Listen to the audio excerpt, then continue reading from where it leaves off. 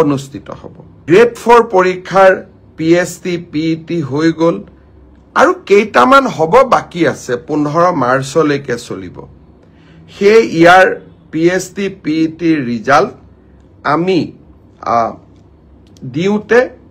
কিছু পলম হ'ব 30 এপ্ৰিল পাবগৈ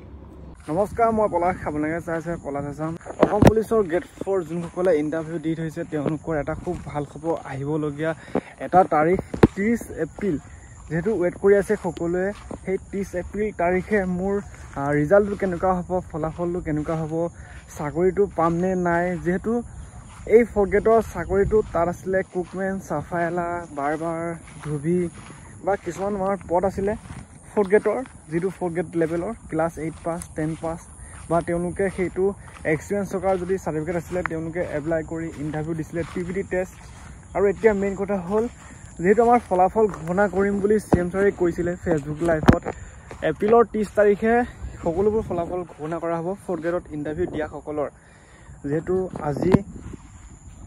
আজি কিছু সময় মুহূৰ্তত SLPIত হয়তো আহি যাব পাৰে যে অহা কাইলৈ ৰিজাল্ট চেক কৰিব পাৰিব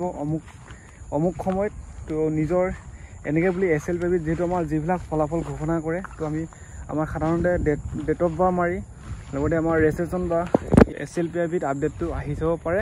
যে 4th গ্ৰেডৰ ৰিজাল্ট অহা কাইলৈ ইমান সময়ত দিয়া হ'ব নিজৰ ডেট অফ বাৰ মাৰি বা এপ্লিকেশ্যন নম্বৰ মাৰি চেক কৰিব পাৰিবা 4th গ্ৰেডৰ ৰিজাল্ট কোনসকলে টিভিটি টেষ্ট দি থৈছিলে তেওঁলোকৰ বাবে খুব ভাল খবৰ SLPIত কম সময় মুহূৰ্ততে আহিব পাৰে আৰু যেহেতু CM ছাৰে কৈছিলে 30 এপ্ৰিল যেহেতু 30 এপ্ৰিল মাজত মাথো এদিন তো 30 এপ্ৰিল এটা খুব ভাল খবৰ শুনিবলৈ পাম বুলি আশা কৰি আছো আৰু সাকে টিভিটি টেষ্ট যোনসকলে দি থৈছে তেওঁলোকে গমে পাইছে মোৰ টিভিটি টেষ্টটো কেনেকুৱা হৈছে তো তেওঁলোকে ফাইনালি চিয়ৰ হওক যে যদি টিভিটি টেষ্ট ভাল হৈছে তো ফাইনালি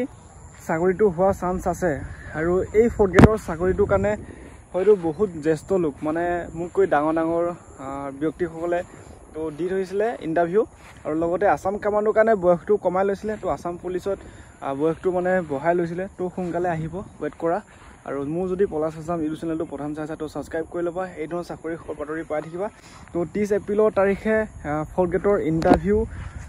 ফাইনেল লিষ্টটো মানে ঘোষণা হ'বনে নহ'ব সঁচাকৈ তো এইটো কথা চিয়ৰ যে CM ছাৰে যেহেতু কৈছে 30 এপ্ৰিলত দিয়া কথা কিন্তু অফিচিয়েলিভাৱে বৰ্তমান